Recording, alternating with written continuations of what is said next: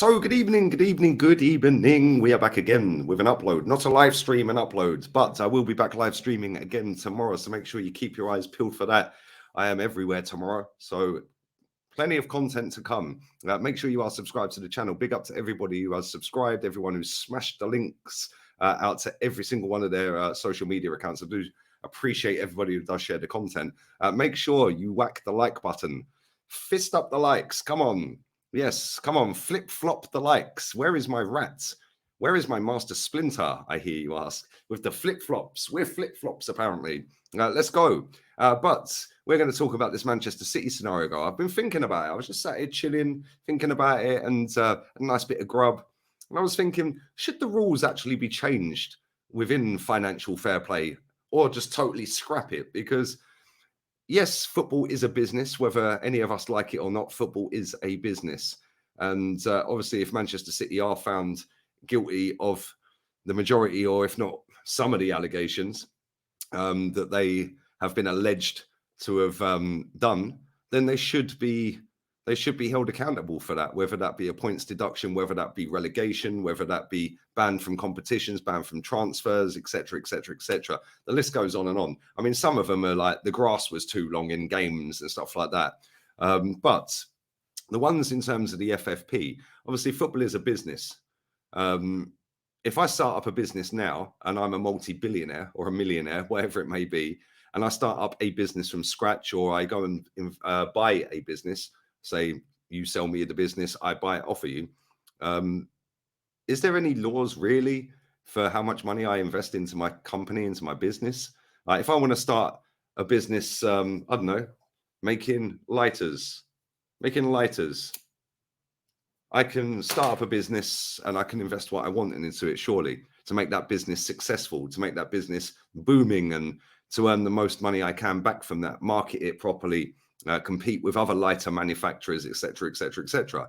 Like when it comes to football, it's kind of like it's kind of weird, because it's almost like the ones with the money get restricted, and this is not me siding with Manchester City, by the way, because listen, I don't know what they've done or not done or may have done or alleged to it. Like I've seen most of what they're alleged to have done, whether it's guilty or not guilty, I don't know. I weren't involved in any of this. What I do know is that it's almost like FFP is put there to help out teams not spend, and teams that do and are prepared to spend in the Premier League or other clubs around the world, to make their football clubs bigger, better, more marketable, bringing bigger sponsorship deals, and be better ultimately on the football pitch to win major honours, which, by the way, yes, hello, that is the aim of elite sport, is to win the major honour.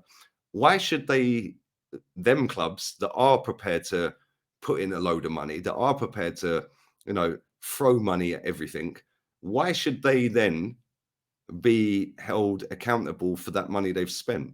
It's their money. Why should they find themselves up against sanctions for spending that money to make themselves better? When you look at Arsenal, for example, we've got an owner, albeit he's put money in out of the club's money recently. The club's money, the club turnover. Yes, we've used our own money within the FFP laws, cool. But he has refinanced the debt of the stadium.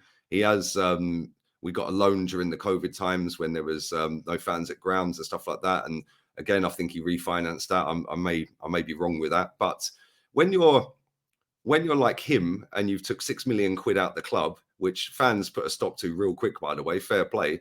But he has no interest in putting his own money into it. All he's interested in is, I own that over in England, in North London. Yeah. And that's going to make a load of money.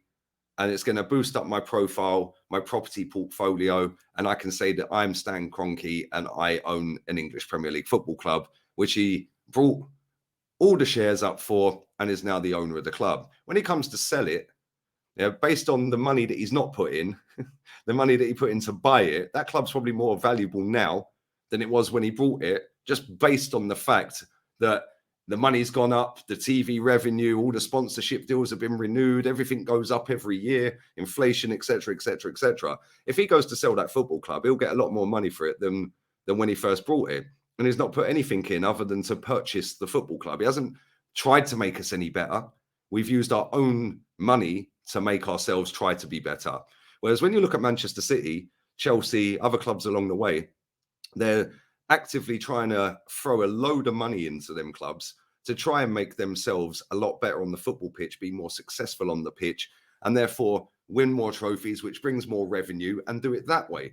Why should that be seen? And I'm only putting this out there. This is just what I was just sat there and I thought, let me do a video on this because I didn't really know what I was going to talk about tonight. So I thought, let me just talk about this and get your thoughts on this. I'd love to know what you guys think.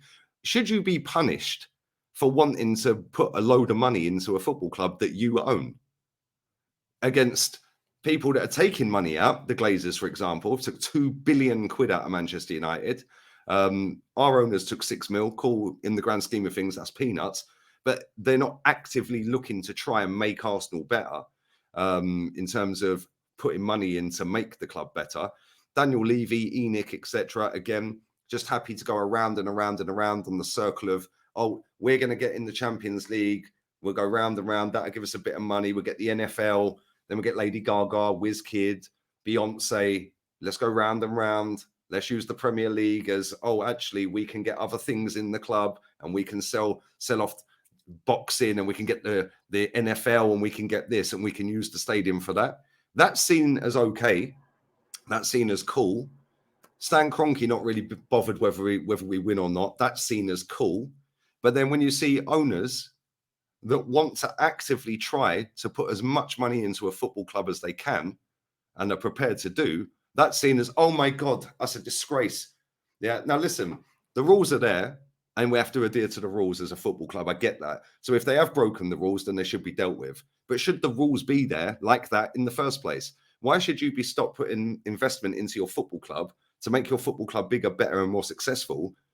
But somebody who's not putting money into their football club just to go around and around and around in a circle to not ever really bother trying to win anything. And if they do, it's a bonus and it'll keep everyone happy for another decade. That's seen as great. Like the Glazers, for example, they've taken 2 billion quid out of Man United. That shouldn't be allowed. Why is that allowed? But these other clubs are getting sanctions against them for potentially putting money in that they're not allowed to put in. But you can take as much money out as you want. That's fine. But you're not allowed to put as much money as you want in. How does that make any sense? That makes no sense to me. And listen, I'd love an ownership that at Arsenal that be able to put a load of money in. Go and buy the best players, spend top dollar. Look at what Chelsea had just done. You know, Man City have been buying up top players. They've got the best manager in the world as well. Now, all these other clubs, Real Madrid, Barcelona, PSG, they spend top money going to be the best, trying to be the best. And that's seen as, oh, no, we're going to put sanctions on that. You're breaking this law and that law. Why, who, why, what, for what? Who put these restrictions in place? Because when you go further down the spectrum to the other clubs, for example, let's use Brighton as an example. Brighton keeps selling player after player after player after player. When was the last time Brighton won a trophy?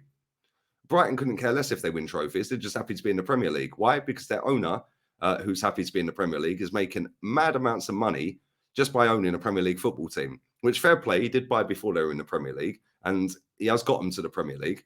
But I don't think they've won a trophy in over 100 years. I may be wrong, like a meaningful one, like a major honour. I don't think they've won one for over 100 years. So why is that seen as cool that they can keep selling players at profit without actually trying to do and win anything, you know, without actually actively putting their own money in?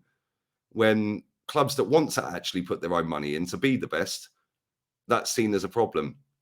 Like, that makes no sense to me. Like, every single person watching this, you're living a street or an apartment block within a street or an urbanization, whatever. And in that street, some houses will be bigger and smaller than others. Some of the neighbors may have nicer cars than others, but everyone's putting in and investing into their house, their property, their lifestyle, because they want a Mercedes, they want a Bentley, yeah, they want a big plush house with a swimming pool. But then other people don't have the facilities to do that, so they have to live between their means. But when you've got the means, why can't you actively go out and spend the means? That makes no sense. I don't get it. And listen, this all goes back, and I don't want to keep bringing this guy's name up because he winds me up, but this all goes back to back in the day when Wenger was moaning about we can't compete, something needs to be done, blah, blah, blah. It's just an excuse to, for me, just to stop Like, stop winning. That's all it. It's like, you can't win unless you spend money. We all know that. Let's be real. And every club does spend money. I think there's 18 or 19 billionaire owners in the Premier League out of 20 clubs. I think it's 18 or 19 out of the clubs in the Premier League. So they've all got the facilities to buy a football club and be able to invest into that football club, because they didn't buy it with their last bit of money, did they? So why, Sheikh Mansour, Bowley, Roman, or anyone else out there, why should they not be allowed to invest their money when they've got billions? Our owner has 14 billion quid in assets. If he wants to go and throw a load of money at it, why can't he? No, I don't get it. I don't get it. Listen, it's just a thought that I had, and I wanted to put it out there. And I'd love to get your thoughts on it. We see so many clubs, Benfica, for example. They just sold a player for 120 million quid or euros, whatever, 120 million euros that they brought for about 10 million euros 6 months ago. But that's all right. That's fine. Yeah, that's no drama. And now that club's going to go and make another load of profit. Ajax do this constantly, by the way. They'll buy out players and their academy is crazy and they keep churning it out and making money. Brighton the same, and that's okay. But them clubs are just going around and around and around and around and around. Yeah, Benfica's maybe slightly different. Ajax do win titles as well. But look, at the same time, like, why? Why don't you try and be the best? And it's not about being the best, unfortunately, anymore in this society, in this footballing sphere. It's all about, oh, we can't compete. Well, we can compete. Our billionaire is the third richest billionaire in the Premier League. Yeah, there's only 2 billionaires in the Premier League that own football clubs that are richer than ours. And that is Sheikh Mansour, and that is the Newcastle ownership. Other than that, Arsenal's ownership is the third most wealthiest ownership in the Premier League. So I don't see why we shouldn't be allowed to throw money into it. I don't see why there should be sanctions on putting money in. Yes, I understand why there's sanctions now, because obviously that is a thing. There is FFP laws, rules, whatever you want to call them. But should they be there? Because all I see is that's just an excuse for teams to hide behind and owners to hide behind to not spend money. No, we can't compete because we don't have the income, because we don't win on the pitch, but we can't win on the pitch unless we put money in. But we can't put money in because we get done for FFP. Round and around and around and around and around we go. Yeah, just drop it. Just drop the whole lot. Owners can spend what they want. Bosh, job done. It's cool for the Glazers to take 2 billion quid out, but it's not cool for a couple of little, billions of pounds to be pumped in via other sources. Is what it is. Anyway, listen, let me know your thoughts, feelings on all of that. I will be back again about lunchtime, 1 o'clock UK time. I'm back with rants tomorrow. I'm on with Terry. I'm not sure what time, on the football terrace. And then I'll be back again tomorrow evening as well. So plenty of content to come this week. Make sure you are subscribed. Big up to everyone who has subscribed. We're flying towards that 100K. And make sure you smash a like button up. And we're out of here, people. Adios, amigos. FFP fuera.